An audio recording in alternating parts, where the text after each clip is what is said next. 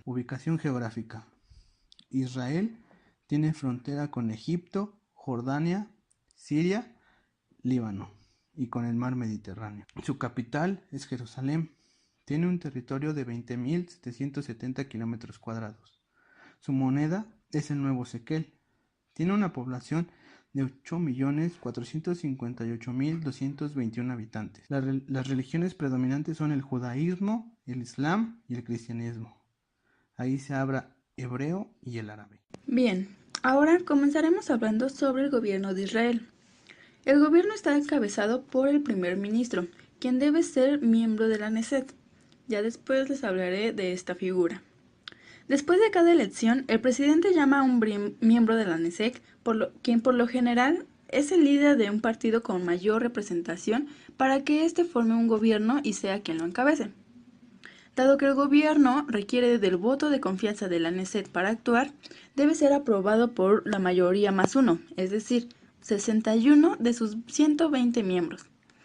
Hasta la fecha, en Israel, ningún partido ha logrado recibir lo suficiente número de votos para poder formar el gobierno por sí solo, por lo que se recurre a la opción de formar una coalición, es decir, el gobierno con mayor votos se une con otro gobierno para así formar el gobierno.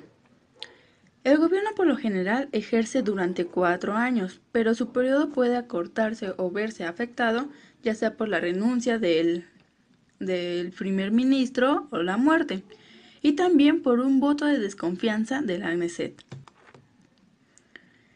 El poder ejecutivo. Recordemos que Israel es una democracia parlamentaria, ya que cuenta con un poder cuyas funciones se dividen en función legislativa, función ejecutiva y función judicial.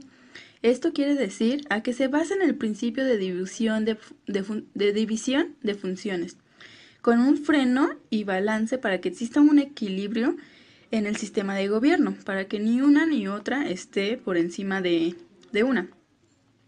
El presidente es la cabeza del Estado.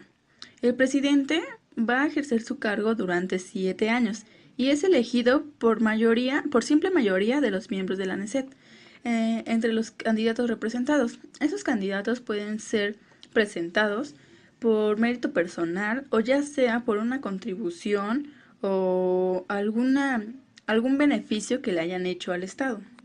Dentro de los deberes presidenciales ubicamos la primera, la que ya había mencionado, que es la de llamar a un miembro de la Knesset para que inicie el proceso de formación de un nuevo gobierno. Esto se refiere al primer ministro. Después de las elecciones o de renuncia del gobierno anterior, el presidente cuenta con la facultad de aceptar las credenciales de enviados extranjeros. Así también, él es el encargado de firmar tratados y leyes ya previamente adoptados por la Knesset. Tiene la facultad de nominación de jueces, es gobernador del Banco de Israel, así como gobernador de los jefes de las misiones diplomáticas en el extranjero, y el presidente tiene la facultad de dar concesión de indulto a presos y conmutación de presos. Ahora hablaremos del poder legislativo. El poder legislativo es unicameral, lo que se refiere a que solo cuenta con la Cámara de Diputados, la cual está conformada por 120 miembros. El poder legislativo está integrado por un parlamento o Knesset, lo que significaría una asamblea.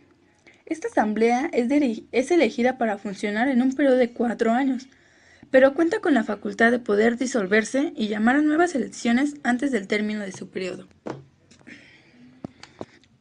Dentro de las facultades de la Knesset encontramos la primera, la que ya les había mencionado, sobre elegir al presidente y al primer ministro del Estado.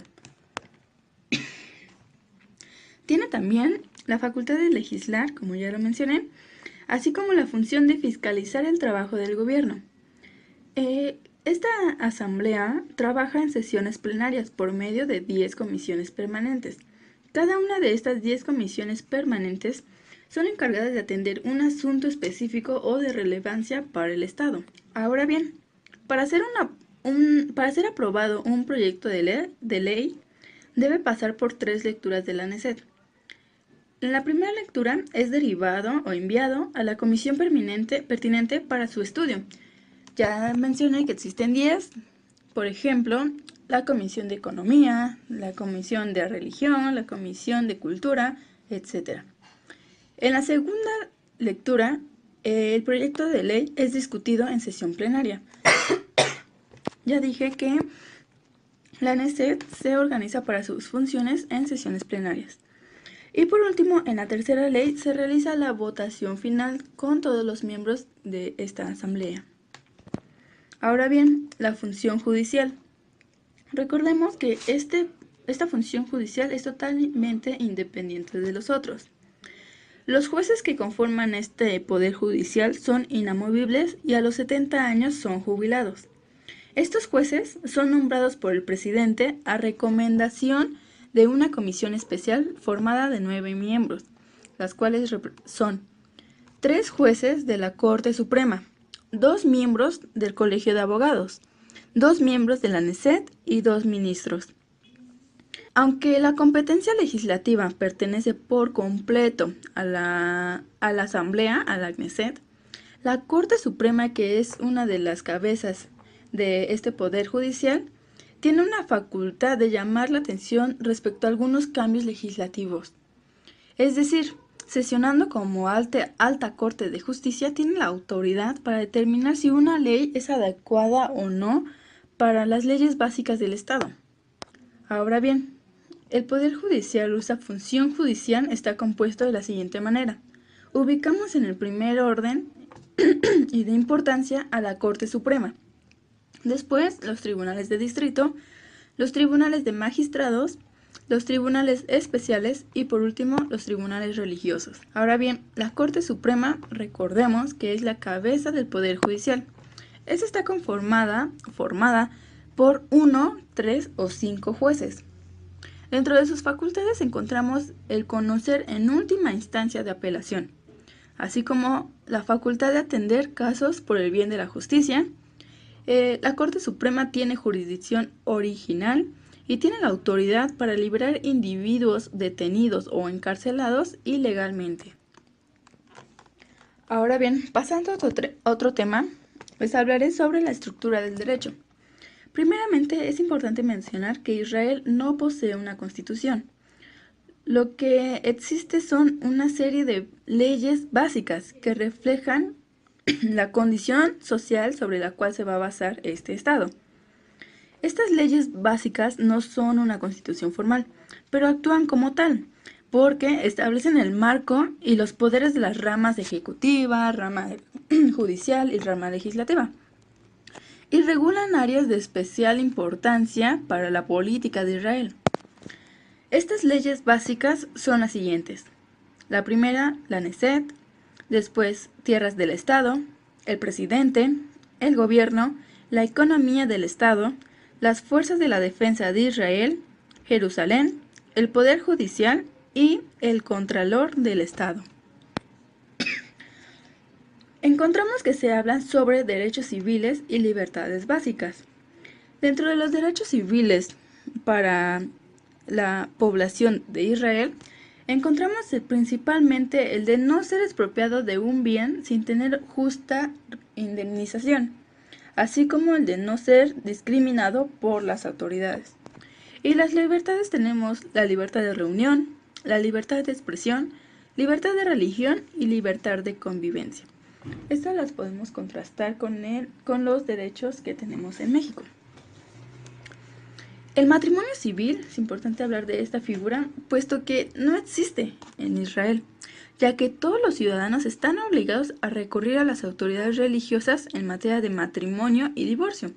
Es una ceremonia muy formal, no existe el matrimonio civil. Y quien realiza todo el conteo y registro de estos es el Ministerio de las Religiones. Ahora bien, fuentes del derecho de Israel. Una de las más importantes fuentes del derecho formales es la legislación.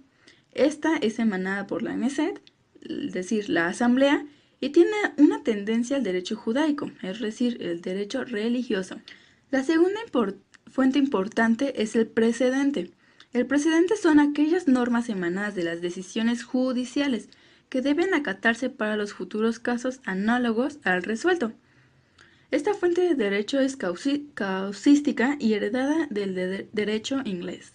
También tienen la fuente de la jurisprudencia, la cual está regulada por la Ley de los Fundamentos Legales de 1984, y esta ayuda para suplir todas aquellas lagunas existentes en la ley.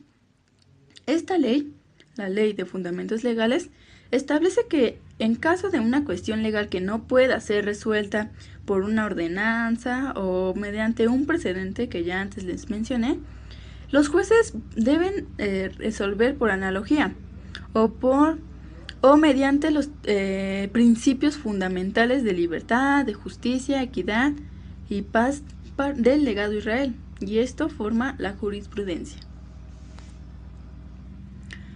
Por último hablaremos sobre el Colegio de Abogados de Israel. Este Colegio de Abogados es la Asociación de Abogados Israelíes.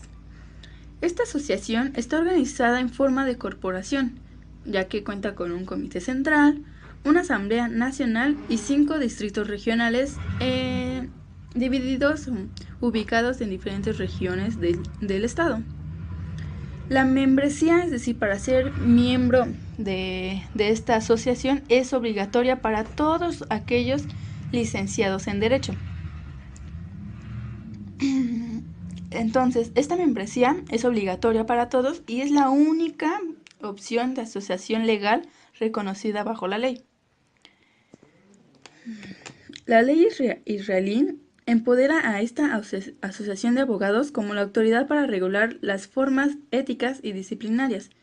Es decir, va a ser encargada de regular la formación de estos estudiantes, de estos licenciados, así como acreditar sus miembros, supervisar sus exámenes 2 veces al año y emitir las licencias correspondientes. Pero también se le otorga un cierto nivel de autoridad a esta asociación, puesto que con ella puede emprender acciones de beneficio a sus miembros o también tomar medidas legales contra aquellos que sobrepasan los límites de esta profesión.